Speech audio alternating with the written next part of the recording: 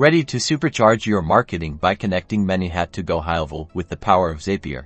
First, log into your Zapier account, or create one if you haven't already. Click the Create Zap button.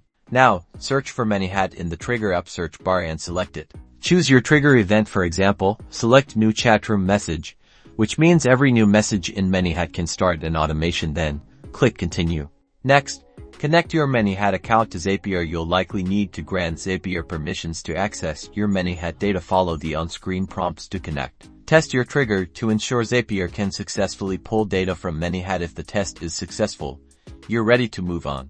Now, select Gohighlevel as your action app. Search for it in the search bar and click on it.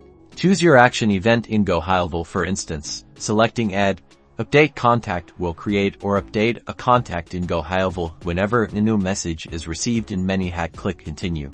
Connect your Gohighlevel account to Zapier. Similar to Manychat, you'll need to authorize Zapier's access. Now, the crucial part: map the data fields. Connect the information coming from Manychat, like the user's name and phone number, to the corresponding fields in Gohighlevel. Finally, test your action to make sure the data is flowing correctly from Manychat to Gohighlevel. If the test is successful, turn on your Zap.